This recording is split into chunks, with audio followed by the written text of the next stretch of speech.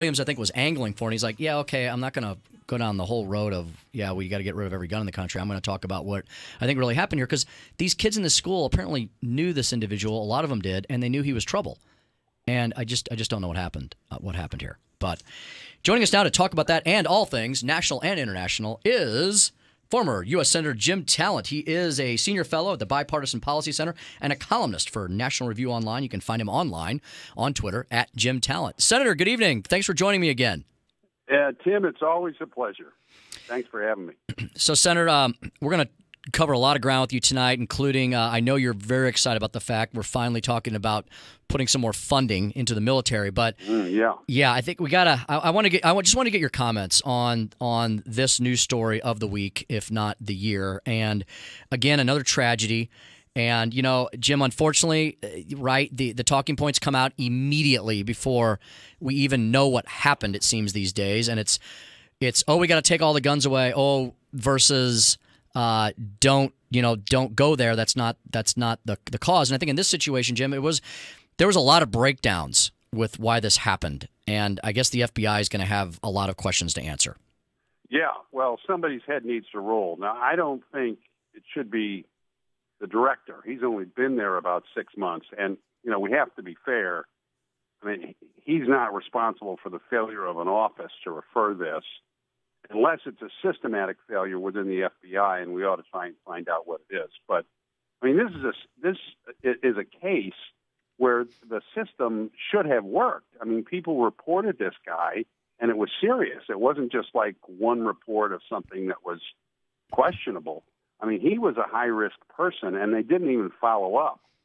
And this seems to be another case where the background check information wasn't supplied either, so you couldn't get him there. I mean, what's the use of having a national background check if the database isn't adequate? It's very frustrating, and it's another example of these things happen, and people talk about huge new initiatives like taking away a whole class of firearms, which wouldn't do any good. And we're not doing the things that we already have on the books. So it's extremely frustrating. I probably shouldn't just go out. You and I are old public policy guys, so we tend to go, well, what policy should we do? Right.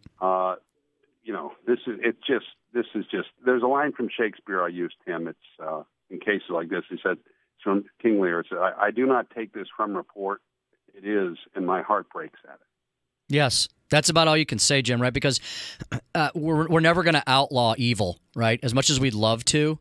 And this seemed to be one of the worst aligning of all the planets, where you had somebody who's probably a sociopath. I mean, I'm not a doctor, you're not, but from all indications are a very, very, very troubled person who was bent on destruction. And whether he was going to use a firearm, or let's say he had no firearms available to him, this is probably somebody that was going to figure out how to cause death and destruction. And he was known to the people that should have been watching him. And so you're right. It's just there was a breakdown along the way, and then something should have happened. I'm waiting for some enterprising governor to say, look, we are going to dig into our state mental health system with a view towards making it better all around, and especially better for high-risk situations like this. Tim, when I ran for governor, it was a long time ago now, that's one of the things I really wanted to do. I didn't campaign on it because it's not an issue that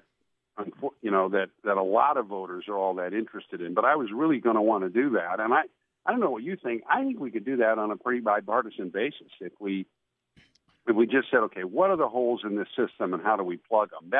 That would help from a public policy standpoint as well. Absolutely. Speaking to former U.S. Senator Jim Talent, he's a senior fellow now at the Bipartisan Policy Center and a columnist for National Review Online. Jim, before I get too far down the road, I do want to go ahead and ask you about your thoughts on the president's budget moving forward, and the fact that for the first time it seemed like we put one of the few enumerated things that the federal government's supposed to do, which is, protect us all. We actually put the military front and center in this budget, and it's something I know you have talked with me about and with others for years. And are you happy about this? Was it not enough? Is it a good start? Tell us what you think. It's a good start. It's a very good start, and I was very pleased. In fact, I did an interview like the day after, and I said, in the defense community, I feel like telling everybody to ring the bells because this is the first time really in 20 years that a serious step has been taken to build up the tools of power and the tool of power on which American security comprehensively depends, both directly and indirectly. And I think everybody involved in this deserves some credit. It was done on a bipartisan basis in the Senate, and the president has been pushing this issue. So this is a hugely important start, but we're going to need to do more, and the money's going to have to be spent well, and that's going to be up to Jim Mattis and Deputy Secretary Shanahan and the service chiefs. But I was very, very pleased, and I can tell you they were not pleased in Beijing and in Moscow because they're seeing. I mean, they know that an America energized will beat them in the long run, and we're starting to stand up now, and that's not something they want to see. And there's no single decision that can have a greater impact in all these hot spots around the world than what the Congress did the other day. So what I want is for the guys and gals responsible for this to go out and brag about it. They should. And tell the American people, look, we're making you safer. And in fairness, this was done in a bipartisan way. And it's a hugely important thing. And it's the president, by the way, fulfilling, or at least, taking the first long step towards fulfilling one of his campaign pledges. So I imagine we'll hear more from him on this as time goes on. Well, and Jim, you said something really key there. And, so despite what the liberal lynch mob keeps wanting to make of non-stories every day regarding President Trump, you said this is not going to make Moscow happy with President Trump. How about that? Right, exactly. When they did this, I don't know what time it was in Beijing, but if it was 2 a.m, the lights went on in the Standing Committee of the Chinese Politburo, and they put a call into Xi Jinping and said, uh-oh, because this is what they do not want to see. And, I would follow this up by sending the ambassador in to talk to his counterpart and say, look, you want to get into a competition with the United States? That's been tried before. Or do you want to talk reasonably about, how we can come to some accommodations in the Western Pacific? But we have to follow.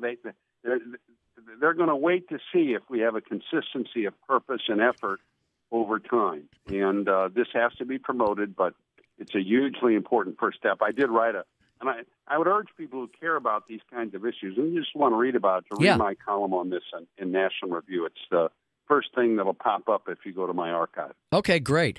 Jim, what specifically do you think they will or should do with the resources? I mean, we keep hearing these stories. Fox News has done a really good job of covering. There's been a lot of kind of extended stories done on this investigative stuff with, talking to pilots who are saying they're having to cannibalize other aircraft. Did we hear about how the fact our Navy is at an all-time low as far as number of ships in the water? Where do the resources need to go first? Where do you think they're going to put them? Well, the needs are so comprehensive. But, I mean, first, and Mattis wants to do this, and he's right, you have to get the current force ready. In other words, right now, unfortunately, it's like half the planes in the Air Force are not combat ready. They're not combat coded because they're missing parts.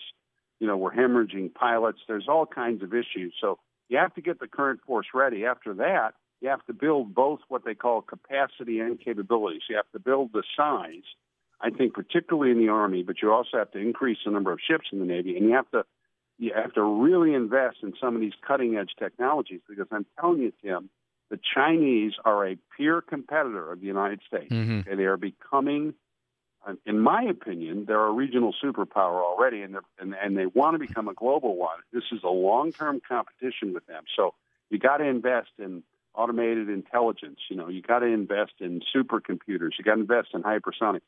It's all those things. Now, the good news, Tim, is this will create really good jobs in the short term. Yes. And defense spending leads to innovation and scientific advances that cause all. I mean, the internet it wasn't Al Gore who invented it. It came out of the Department of Defense. So there's a lot of good things that can come from this, and I congratulate the president for seeing the need and pushing it. Jim, the other thing I really wanted to have you on during these few weeks here of the Olympics, of course, is to talk about the interplay of the Olympics, North and South Korea.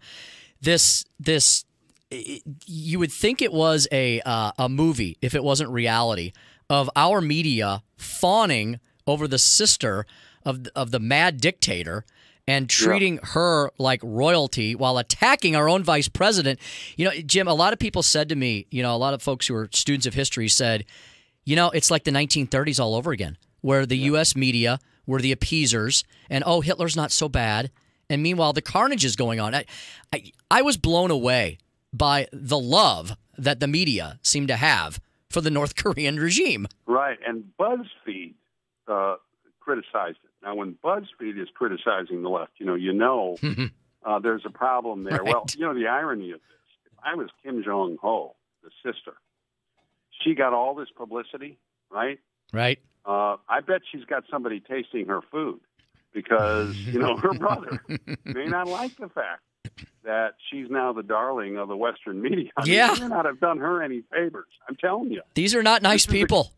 Yeah, look, he had his half-brother killed. He had his uncle killed, and his uncle was Beijing's man in Pyongyang. And that's one of the reasons. I mean, I think, we should do a whole program on this because I think the Chinese are changing in their attitude towards this. I think Xi Jinping is starting to say to himself, as long as this guy runs North Korea, the juice isn't worth the squeeze because they've been sticking it to the Chinese too, and that's a whole interesting side effect. But you're right, and it's like this anti-Trump insanity is just that. So anything that they think shows up Trump, it doesn't show up. I mean, Mike Pence. I served with Mike Pence. Yes, I mean he handled himself, I think, very, very well. He was there and he acted in a way that was consistent with the message that the administration is sending comprehensively to the North Koreans. I mean, he did his duty there, and it's just terrible that these people, make fun of him. And she's looking him out the side of her eyes. I mean, she wasn't dissing him with that. I think it shows that he was winning because she was looking at him, not the other way around. Absolutely, he was cool as a cucumber, from what I could see. Exactly. So, Jim, tell folks again the article you just wrote about the new money for the defense budget. Yeah, it's the budget deal won't get the defense Trump wants because what the point of the column was to say, look, this is a great first step, but I don't want the leaders of the Congress saying, oh, we've done it now, we can go home. And what I said was, in the fiscal year 2020 budget, which is the one immediately after this deal expires, they're going to have to do another big increase, and I explain why. And it's really to make up for 20 years of underfunding and 6 years, since the sequester was imposed, of just absolutely a ridiculous top-line budget for the Department of Defense. I'd urge people who care about it to read it. And but we're on the way back now. I can't tell you. I talked to all the people in the Congress who've been fighting for this, and they're really pleased. And so it's good news. Well, you have worked on this, followed this, fought for this for years as well. Like I said, it's something we should be doing through the federal government. So I was happy to see it as well. Former Senator Jim Talent. Hey, Jim, thanks for joining us as always on a Sunday evening. We'll definitely want to have you back again soon. Oh, good, Tim. Thanks so much. You take care.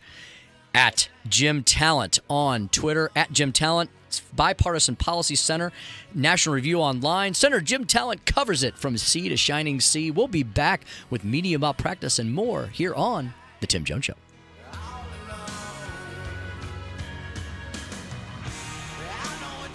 The Tim Jones Show. My own grandson, he said, I wish I had brown skin and brown eyes. So beautiful. The beauty is in the mix. On FM News Talk 97.1. FM News Talk 97.1's general contest rules